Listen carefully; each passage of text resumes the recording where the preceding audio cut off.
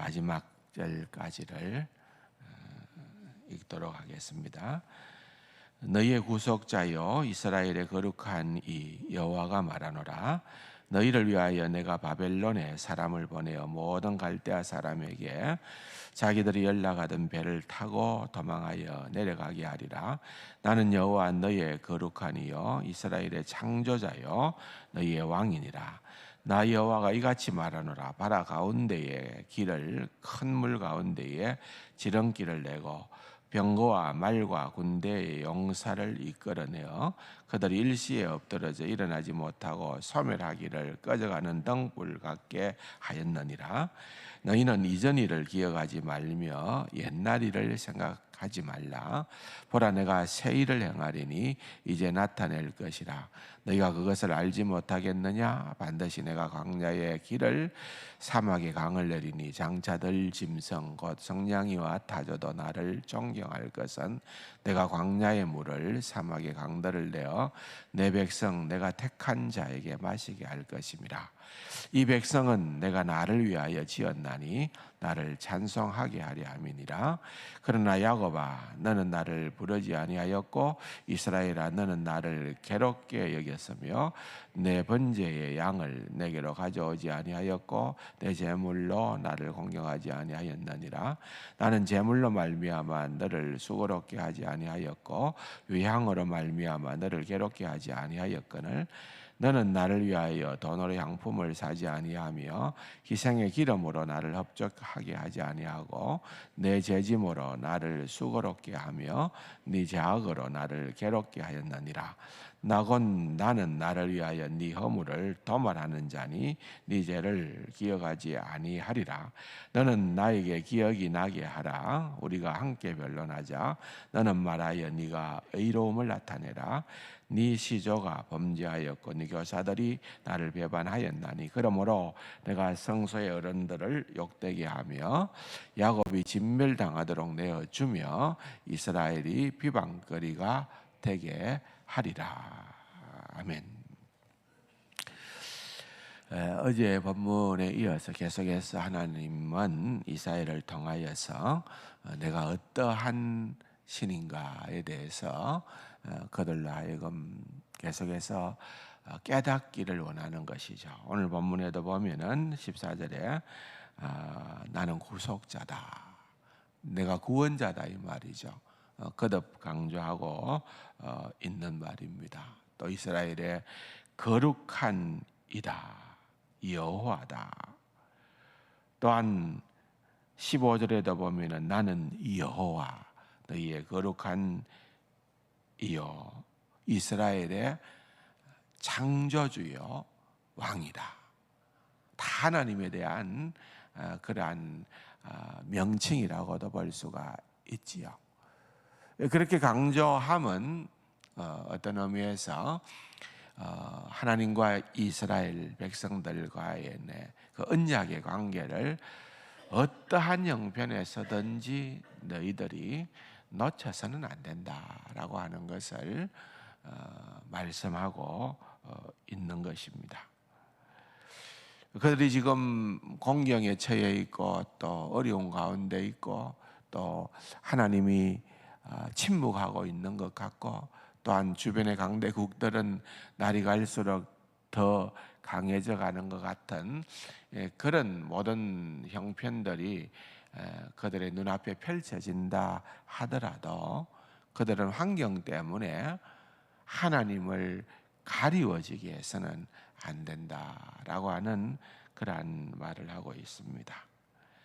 그러면서 16절에 보면은 주님께서 말씀하시기를 바다 가운데의 길을 큰 물 가운데의 지름길을 내고 병거와 말과 군대의 용사를 이끌어내어 그들을 일시에 엎드러져 일어나지 못하고 소멸하기를 꺼져가는 등불 같게 하겠다. 여러분 어떤 사건이 연상이 됩니까? 이것은 출애굽의 사건입니다. 여러분 이스라엘 백성들에게 있어서는 그들의 역사 가운데에서 가장 기억하는 그런 사건이 있다면 그것은 바로 이 출애굽의 사건입니다. 하나님께서 애굽을 멸하시는 방법으로 홍해를 갈라줬었고, 이스라엘 백성들이 그러한 애굽으로부터의 탈출을 해 나올 때에 그들이 정예 군대를 대동하여서 쫓아오게 될 때 하나님께서 바닷물을 갈라줬었고, 또 바닷물이 합쳐짐으로 말미암아 일시에 그들을 멸하신 그 사건, 그는 두고두고 그들에게는 잊지 못할, 계속해서 회자되어지는 자자손손 기억해야 하는 그러한 사건입니다. 이제 그 일을 소환하는 거죠. 너희들이 지금 어떤 형편에 서든지 간에 내가 어떤 하나님인가, 내가 너희들에게 어떤 구속자인가를 놓쳐서는 안 된다. 그렇게 말씀을 하고 있는 것입니다. 그런데 그 다음 절에 보면은 또 급변합니다. 갑자기 상황이 바뀌는 것이죠. 여기에 보면은 너희는 이전 일, 바로 앞에 얘기했던 그 출애굽의 사건을 두고 얘기하는 겁니다. 너희는 이전 일을 기억하지 말며 옛날 일을 생각지 말라. 이건 또 무슨 말입니까? 하나님께서 이스라엘 백성들로 하여금 출애굽의 그 사건에 대한 것을 지금 말씀하시고, 또 그들로 하여금 그것 통하여서 힘을 얻고 용기를 얻도록끔 하시고서는 바로 이어서 그것을 너희들은 기억하지 말아라, 생각하지 말아라고 그렇게 말씀하시는 것은 무엇입니까? 아마도 이스라엘 백성들은 이런 생각들을 했으리라고 봅니다.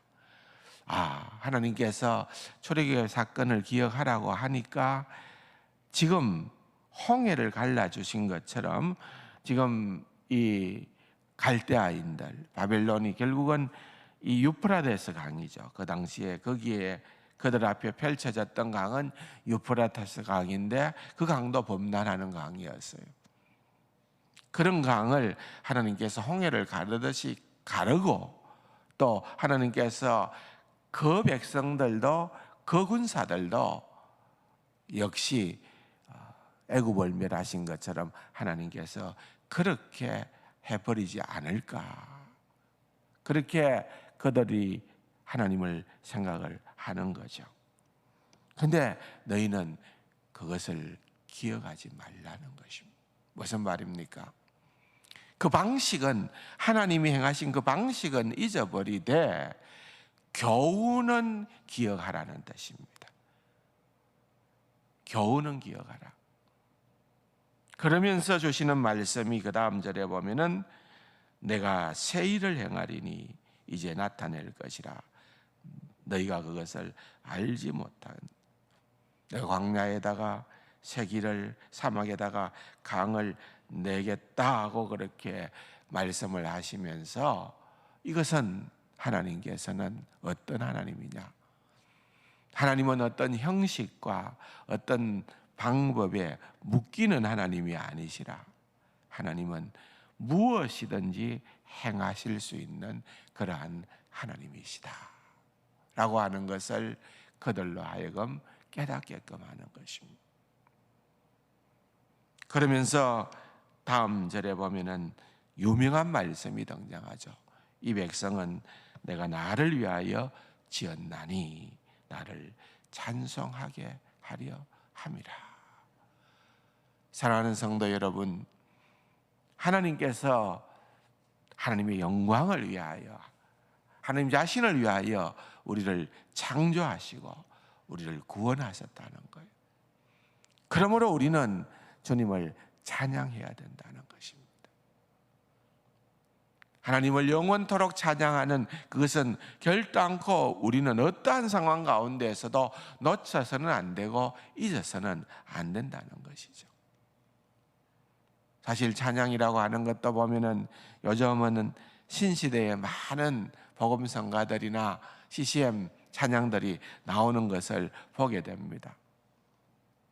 그러나 새로운 노래가 아무리 많이 나온다 하더라도 그 노래가 꼭 우리가 가지고 있는 찬송가, 또 거기에 수백 년 전에 찰스 웨슬레나 왓츠와 같은 이런 분들이 만든 찬송가보다도 더 낫다는 보장은 없습니다. 그렇지 않습니까? 옛날 찬송이 우리에게는 더 은혜가 될 때도 많이 있는 것입니다. 본질을 기억하는 것입니다. 어떤 형태를 무조건 새 것이어야 돼, 과거는 다 소멸시켜야 돼, 그것도 아니고요. 하나님께서 너희는 이것을 기억하고 또 이것을 기억하지 말라 라고 할 때는 우리로 하여금 어디에도 묶여서는 안 되고, 그러나 과거의 그 어떠한 교훈들도 우리는 잊어서는 안 되고, 그런 가운데에서 우리는 하나님이 어떠한 분이신가를 분명히 알고 깨닫고 믿음으로 나아가야 된다는 것을 얘기하고 있는 것입니다. 22절 이하는 현재의 상황들을 얘기를 하고 있는 것입니다. 언제나 이 갈등이 성경에 보면 항상 우리에게 보여주는 거죠. 우리가 하나님을 사실은 섬긴다고 할 때에 그 면을 보게 될 때에 우리도 모르는 사이에 이것이 자꾸만 형식적으로 가는 겁니다. 오늘 본문에도 보면은 계속 그런 것들이 반복되는 거죠. 너희들이 나를 그렇게 함으로 피곤하게 하고 괴롭힌다. 내가 너희들을 괴롭힌 적이 있느냐? 근데 너희들이 나에게 다가오는 방식이, 예배하는 방식이, 제사하는 방식이, 제물을 들고 오는 것들이 다 너희들은 어떤 의미에서는 너희들이 복받기 위한 방편으로 그냥 형식적으로 갖고 온다는 겁니다.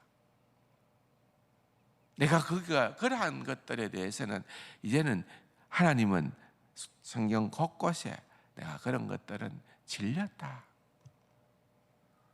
그런 형식적인 제사, 그것보다는 나는 진정한 의미에서 삶의 제사인 순종을 원한다.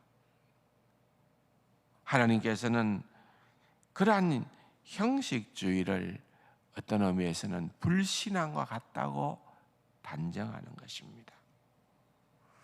성경이 가르치고 있는 큰 주제가 바로 여기에 있는 것입니다.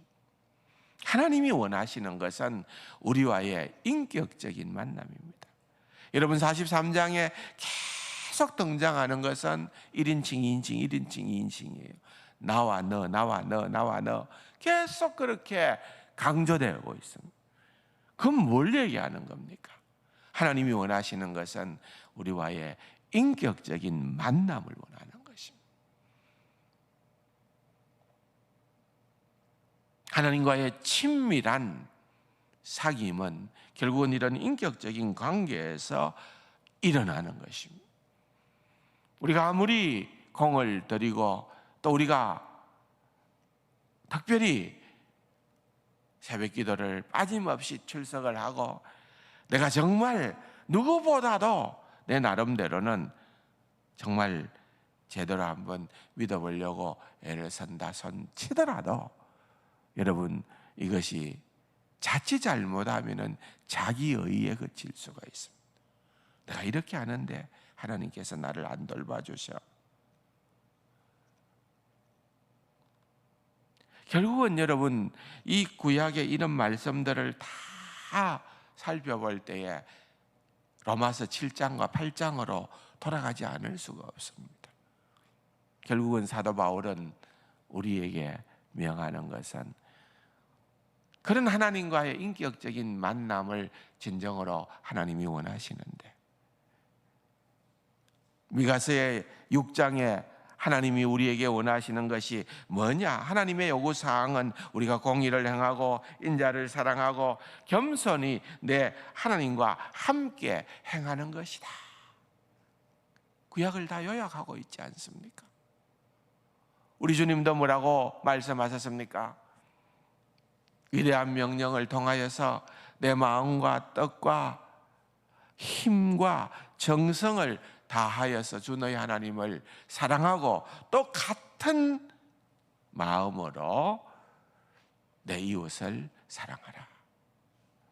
그것이 주님이 진정으로 원하는 겁니다.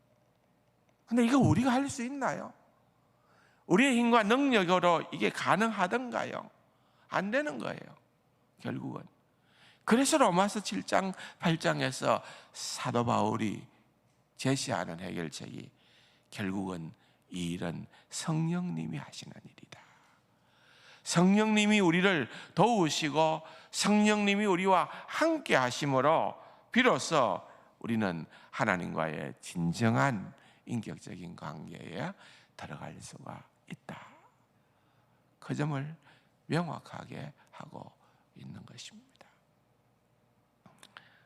어제도 여러 가지 어려운 형편에 처해 있는 그러한 성도님들하고 전화도 하고 또 간절하게 기도도 하고 그렇게 생각나는 분들마다 전화를 드렸습니다.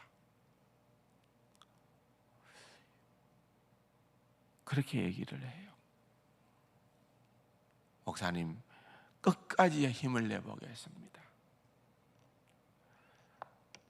내가 아무리 어려운 형편에 처해 있다 하더라도 포기하지 않고 끝까지 힘을 내겠습니다. 예, 우리는 그렇게 해야죠. 그러나 결국은 우리의 힘으로 되는 것이 아니라 그 밑바탕에는 성령님이 우리와 함께 하시고 때를 따라 더 없는 은혜를 주시기를 기도해야 되는 거예요. 여러분, 인생사는 정말 순식간인 것 같아요. 여러분, 뉴스 보셨나요? 텍사스주에 집중 강우가 와서요. 1시간도 안 되는 그 시간대에 텍사스주에 반년치 비가 쏟아진 거예요. 강물이 8m가 오른 거예요. 여러분들이 뉴스를 통해서 보셨겠지만은 거기에 오래된 기독교 캠프가 해마다 열렸는데 이번에도 전국에서 몰려온 그러한 학생들이 있었는데 그 가운데에 100명이 넘도록, 실종자까지 합치면은 100명이 넘도록 지금 희생이 되어졌다는 그런 안타까운 소식을 듣게 됩니다. 알 수가 없어요, 사람. 저는 처음에 미국에 갔을 때 콜로라도 덴버에서 1년을 살았거든요. 덴버에서 그냥 쭉 밑으로 내려가면은 덴버의 특징은 여러분들 이제 그 각 주마다 이렇게, 우리나라는 그런 게 없습니다만 미국은 각 주별로 자동차 번호판이 다 특징을 갖고 있어요. 다 다르게 만들어요. 그 번호판만 보면은 어느 주라는 것을 알 수 있어요. 근데 콜로라도 주는 로키 마운틴, 로키 산이 상징이기 때문에 그 로키 산을 초록색으로 만들고 그렇게 번호판을 만들어 놔요. 산이 있다는 거죠. 그런데 거기에서 그대로 쭉 내려가면은 텍사스주예요. 텍사스주가 얼마나 크고 넓은지, 여러분, 우리나라에 텍사스주 하나가 우리나라의 7배입니다. 우리나라 면적의, 땅의 면적의 7배입니다. 인구는 3,200만 원이니까 우리보다 한 2천만 명 적어요. 땅은 7배나 넓은데 인구는 우리나라에 한 2천만 명이 적어요. 그런데 그런 넓은 땅이 산이 하나도 없어요. 가도 끝이 없는 평지예요. 동서남북이 어딘지를 알 수 없을 정도로 그냥 바둑 형태로만 길이 나 있어요. 끝이 없는 길이에요. 끝이 없는. 그런데 차를 달려가 보면은 가는 쪽쪽 길가에 메뚜기가 있어요. 메뚜기가 뭔가 하면은 석유 파는 거예요. 석유. 땅이 얼마나 풍요로운지 그냥 조그만한 시추를 가갖고 땅을 뭐 우리처럼 뭐 바다 속에 탐사를 하는 것도 아니고 길가에 이렇게 꼽아만 넣으면 석유가 올라와요. 얼마나 비옥한 땅이고 비옥한 준지 몰라요. 제 생각에는 그 텍사스주를 여행을 하면서 와, 참 축복받은 땅이다. 그런데 이런 일이 일어나잖아요. 강물이 범람하게 되어지고 순식간에 수많은 인명의 피해가 일어나게 되어지고, 여러분 인생사는 알 수가 없는 겁니다. 그런데 그런 가운데에서 여러분 우리는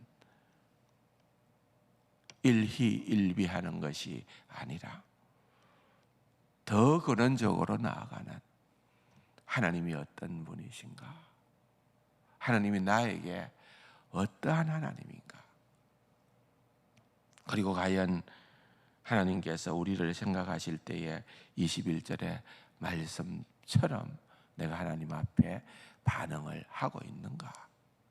여러분 이것을 다시 한 번 더 잘 생각해 보면서 이 7월 한 달도 때로는 우리가 무더위와 더불어도 싸워야 되고 여러 가지 어려운 많은 인생의 고비고비들이 있지만은 하나님을 더 깊이 경험하고 풍요롭게 경험하고 하나님을 찬양하는 귀하고 복된, 그렇게 성숙해 가는 거죠. 그렇게 성숙해져 가는 귀하고 복된 우리 세간 가족들이 다 될 수 있기를 주님의 이름으로 축원합니다. 말씀 생각하시면서 기도의 제목을 가지고 기도하시되, 특별히 주변에 어려운 성도님들을 놓고 기도하시다가 개인적인 기도의 제목으로 기도하시고 돌아가시겠습니다.